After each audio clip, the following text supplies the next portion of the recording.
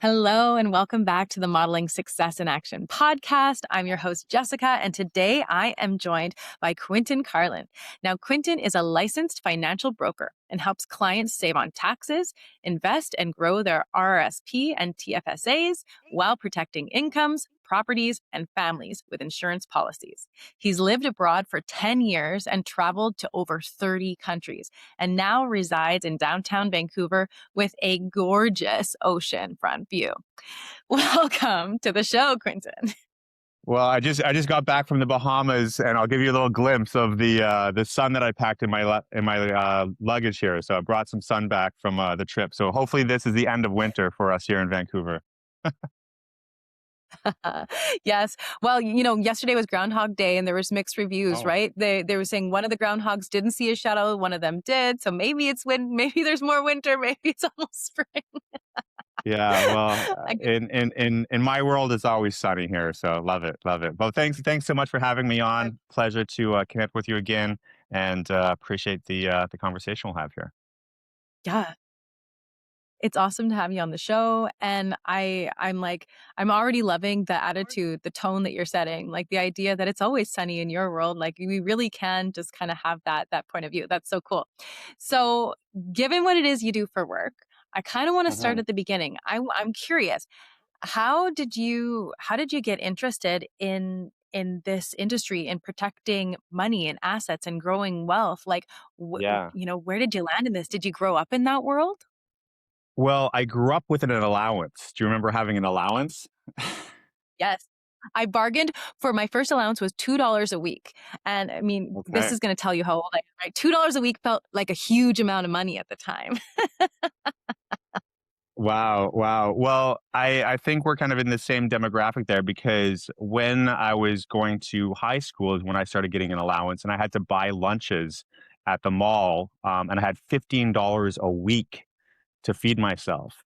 So I got really good at budgeting and finding deals and kind of like making sure that this $15 lasts. And that was when I could get like, a Big Mac for like $2 on Monday. I could get some Chinese food, like 3 items for like $3 on Tuesday. And I kind of had my setup of that. So that was kind of like my first introduction to actually money, and it kind of made me really respect money and save it and not just kind of waste it. And I've kind of had that same mentality throughout my life to just be efficient and effective with my purchases. And that kind of I got into e-commerce quite early and kind of like learning how to kind of sell things on the internet and kind of being an entrepreneur, right? You're in charge of making money. You're not getting a check. You're producing what you can feed yourself with. So that's kind of how it started at the earliest relationship with money, I would say. It's interesting because, the kids that have budgets, like that have an allowance or that maybe they get a paper route or something like that, and they have that experience of when they're really young of having to have money in a bank account or a way of managing it. I feel like in the long run, they do end up with more of a respect for it rather than being like, hey, mom, I need a new pair of jeans. Hey, mom, I need some new shoes. Hey, dad, can I go to baseball Yeah, camp? Like it's, it's more important when it's tangible and you can see it and you can see that you're like spending it on yeah, things, right? That you're losing it. Yeah. yeah, And that, and I always also hated. too, you're getting things you want. Yeah, exactly, and I come from Alberta, a very blue collar family. My mom was a nurse, my dad worked for the city, and, I had a basketball scholarship to send myself to university, and I graduated with a degree in kinda like pre-law, counseling, mediation, and conflict resolution. And from there, I found myself in some really tough situations financially. When I was graduating university, I had my degree in one hand and my newborn son in the other hand. So I was a very young dad, and that kind of made me even more um, financially responsible to learn how to make money outside the traditional way. Because shortly after that, I went through a pretty rough separation, the whole family court mafia, I call it, the custody battle for many years, and that's what got me. That's what got me into to kind of becoming an entrepreneur out of necessity, actually. Yeah. So, given that all of a sudden, at such a young age, you had so much responsibility and you were kind of like, if you were in the separation space, you're having to do it on your own, you're having to deal with very adult and responsible things. So, what Yeah. did that do to your mindset? Did you feel scarcity? Did you feel like abundance? Was there faith there? Like, what was Yeah. happening? No, I mean, I was at rock bottom. When I first moved to Vancouver, the only place I could afford when I was like 24 years old, I think, 25 years old, was living on East Hastings Street. So I lived on Hastings and Abbott in like a small studio apartment. And it was just, yeah, my life was a mess. And I just made a decision. I need to kind of learn new ways to be more kind of financially educated because we don't really learn this stuff in school, right? Like schools never teach you about investing or savings or even life insurance or policies and things like that that every family should have access to and have implemented. So I kind of had to learn all this myself. And I was out of Canada for a number of years. My son's been in California.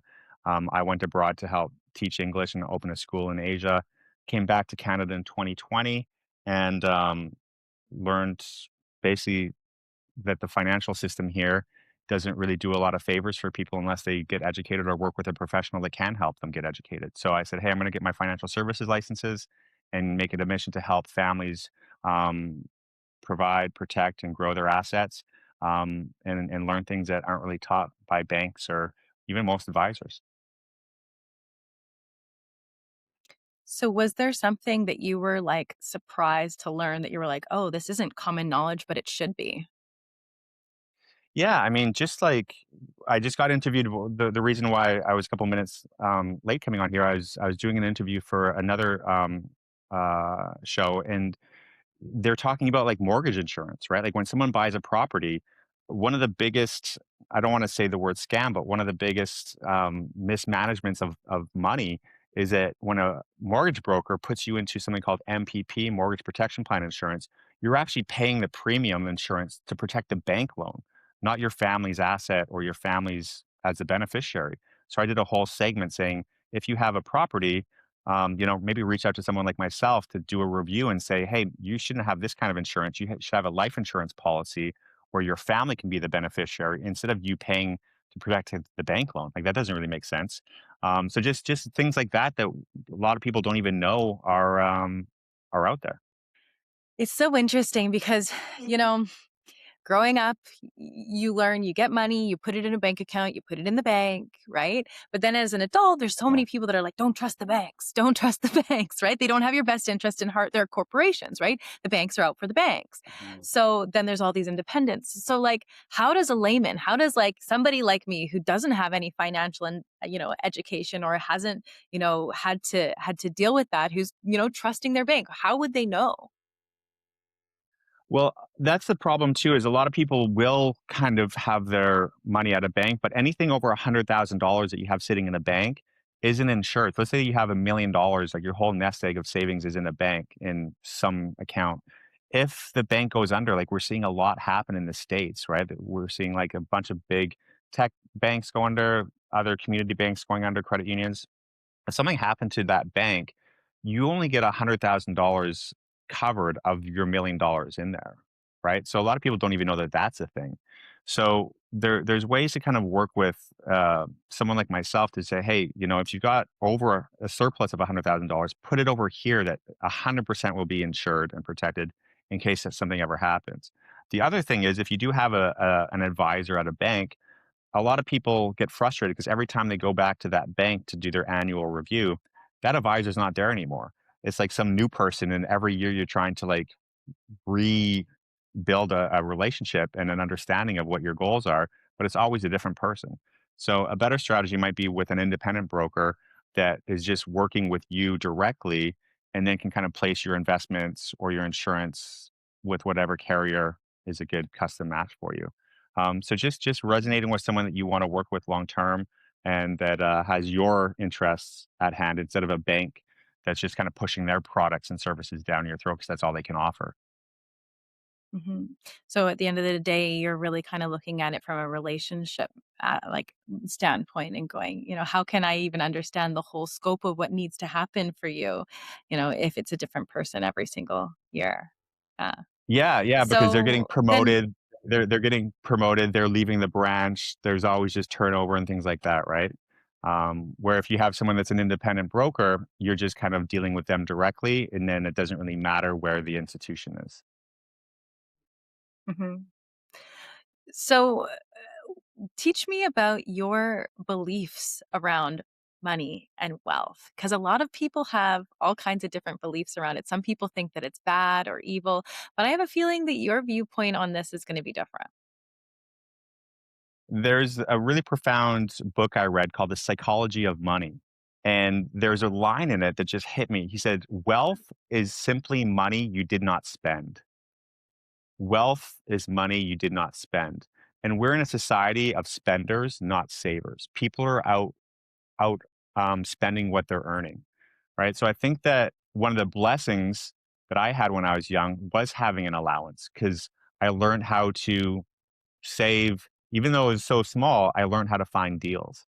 And I think we're in such a consumer society that people are going into debt, they're over leveraging themselves, they're trying to keep up with the Joneses when they should just really be keeping up with their own retirement savings and putting a percentage of money away so that they can retire someday. Because most people, to be honest with you, they won't be able to retire.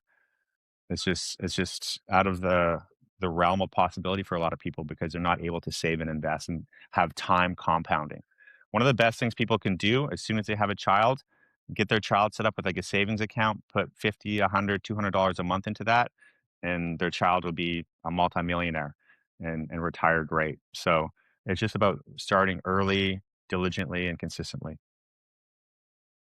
So what about somebody who's had, maybe poor money habits and maybe a kind of defeatist mindset and it's like, what's the point in spending? I heard somebody say the other day, this is something that a client said to me, was like, it's hard to want to go and take action in your career and, do the things to build the business and go make the money. He's like, I could be making an extra several $1,000s a month, but it's kind of like, what's the point?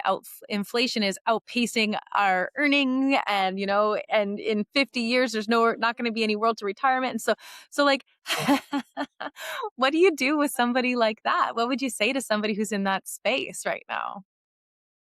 Well, first of all, they're good that they're working with you with the money mindset, so you kinda coach them out of that.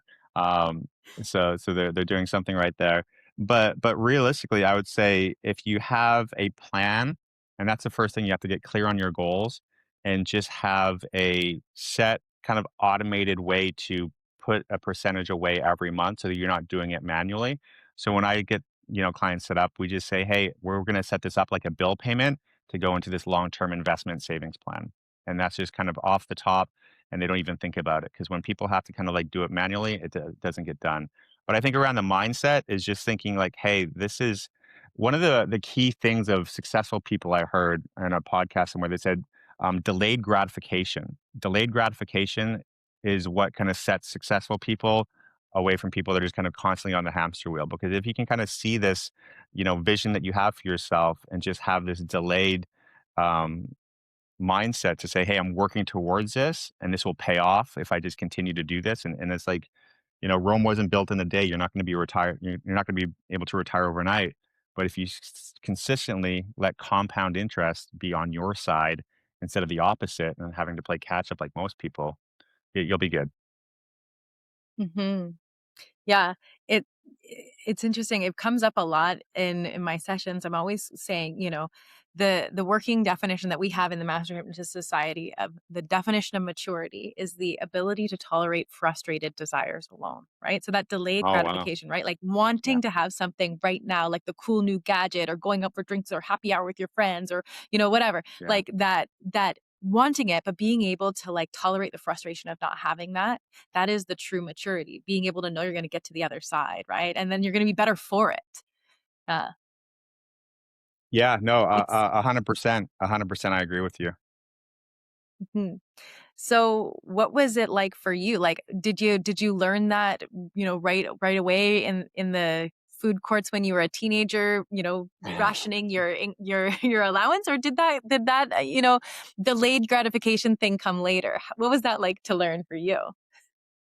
Well, I'll put it this way too. That mindset has stayed with me because one of the things that got me involved in kind of investing in finances, when I was living in Asia, I discovered cryptocurrency quite early on.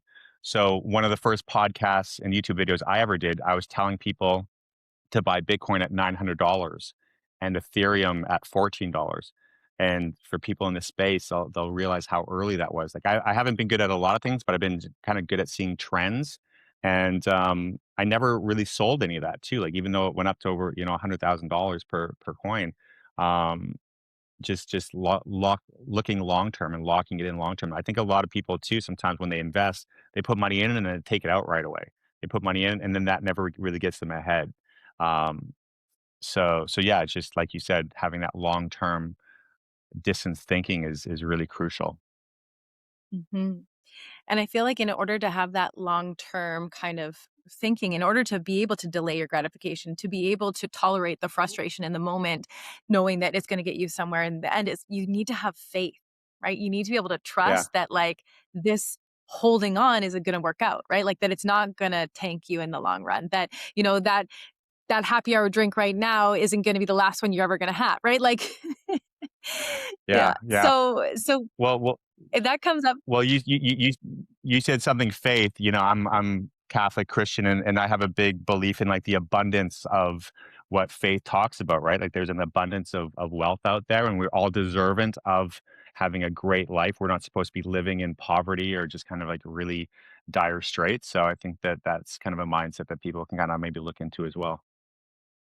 Mhm. Yeah, it's actually something that comes up time and time again. And, sometimes it is a religious faith. Sometimes it's rooted in other things. Like I've had athletes tell me about how they've had faith because of just like the way that the universe works, or like the trust in the game, or trust in their bodies, right? So it really is just this, for me, this kind of universal thing that connects really Yeah, successful people is that they have faith, that they just trust. true. Because I feel like the people who are in fear, that are making those really quick, rash decisions, right? They're not waiting it out long enough to get the successes, to have the abundance come. Yeah. Yeah, the world would be pretty scary if there was no faith, and for people that don't have faith, I think the world is very scary. Um, Yeah. and one thing too that I'll say too, just around like principles of financial, the foundation is people's number one asset is their ability to make and earn money, right? And there's ways to protect your income, like income insurance, like things like disability insurance. If you get disabled, how are you going to actually provide for yourself or your family? So having these cornerstones that people buy insurance for their cars or their house, but not on themselves, right? So, one of the big things I do for folks is get them approved for disability insurance. Critical illness insurance is Canada's probably best savings account because if you put money into this savings account every month, and let's say half of the population, which is statistically true, is going to get some kind of heart attack, stroke, cancer, everyone's affected by this. And if you are able to stop working because you got $300,000 paid to you tax free, even though you paid $3,000 into this policy over 3 years, but 3 years later you get a bad health review from your doctor. That's life changing income, right? $300,000 tax free can set you up and really do a lot of damage control, but potentially save someone's life. So just having the right protection around your income is crucial as well. And that's one of the things I do when I do my kind of sit downs with folks to make sure they're protected and covered. And the best news is if you have someone that knows what they're doing, they can put something called a return of premium rider on that policy. And let's say that you go 10 years, no health scares, you're still healthy. All the money you put into that plan, you can get 100% of that back. So it's like a forced savings account for people that have trouble savings. Little strategy for you there. I love the idea that it's a forced savings account, because you're paying into something, and there's and it's automatic, but that also, if you do need it, that it's there for you. So it's kind of like no risk, right? You're either protected if you need it, or you've you've done something you weren't going to do Yeah. anyway. Well, it's also Yeah. like a jackpot. I So call it I call it the jackpot. Like, it's like, you're hitting the jackpot if you get that bad call from a doctor. You're getting $300,000 or $500,000 tax free. So it's also like an investment almost as well. It can pay off massively more than you can make in any kind of like index or investment fund either. Just, so there's a strategy behind it. Yeah, kind of scary, 50-50 odds. I mean, it's better than any lottery system. Way It's better. maybe a And look jackpot at how that you much money might there. not Yeah. want. Yeah, exactly. Exactly, exactly. But I always tell clients, when you get the worst call of your life of a diagnosis from your doctor, you pick up the phone and you make the best call of your life to get the insurance company to pay you, you know, hundreds of thousands of dollars potentially to stop working and take care of your health and save your life, hopefully. Mhm. That's a really kind of beautiful way of looking at it. I had someone on here the other day that was like, why not me? Why won't I be the one who's going to get sued? Why won't I be the one who's going to get ill? Right? Like, so like you have this very pragmatic, like, hey, life is going to happen. And if it's going to happen, why not make it as good as it can be? Right? Like, why not also have the jackpot? Why not just have like, instead of just having the illness? Yeah, That's yeah, awesome. look at all the protect all the barriers. Yeah, totally. Okay, so before we wrap this up, I want to step inside of your world. So if people who have been listening along and they're going, "Hey, you know what? Maybe they didn't grow up the way you did. Maybe their parents did pay for everything. Maybe they haven't learned the money lessons. Maybe they haven't given themselves that delayed gratification or they're just starting to do it now." What would Yeah. be the first step? Like what if they wanted to start to model you? If they wanted to start to have the same ideals and values and mood around that wealth is just money you haven't spent, that being able to look ahead and delay things, where would they start? Um what would you do as a first step?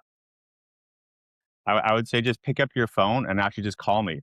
I'm one of the rare people um, in this industry that just works with people that don't have a $500,000 investment portfolio to get started with, right? Like most advisors, they say you have to have at least quarter of a million to $500,000 of investable assets to work with someone.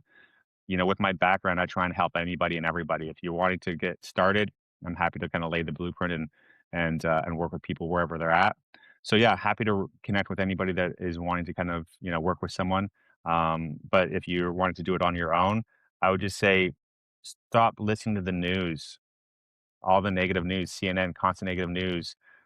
You're just kind of polluting your brain of all this fear based background noise and just really get into personal development, listen to podcasts like yours, work with people like yourself to start changing your mindset, read books around investments and finances and trainings, and then just, find someone that you resonate with that you'd want to kind of build a long-term relationship with to start planning your RSPs, your TSFAs, your registered retirement plans. Get life insurance while you can still be approved for it, because that's the other problem. A lot of people wait till they're too old and unhealthy, and then they get declined, right? So better to be proactive than reactive. Hmm. I love it. Better to be proactive. Yeah, planning ahead. Yeah. Okay. Wow. So if they're going to step into your model of the world, they really are getting ready for the future and they're being, in reality with it, right? Realizing that this is just the way that Yeah. life is. I love that you're saying don't listen to the news because y- I always kind of, bring it back to like, what can you control, right? You can control your mood. You can control your attitude. You control the actions that you take, right? The information that you take Right. in, the way that you interact with people. Those are all within your control. But a lot of that stuff that's like in worlds away from us, yeah, sure, we have empathy and we're all humans. But if there's nothing you can do about it, fixating on it isn't going to help them and it's only going to take away from your ability to succeed. The idea is that as we are taking care of ourselves and we're getting what we need, that we're better. It's better for the whole world, right? It's better for everybody. One of my first and best mentors said something. He said, "Success is a choice. Success is a choice." Right? Like we have the power to decide who we interact with, who we spend our time with, who we learn from, and just align yourself with people that you would like to kind of be um, on board with, and success is the next step. I love it. Thank you so much for being here, Quinton. So, for anybody who does want to reach out to him, make that phone call, connect, reach out, email. I'm going to put all of his details in the caption below so that you can reach out and be connected. And remember, success is a choice. Amen.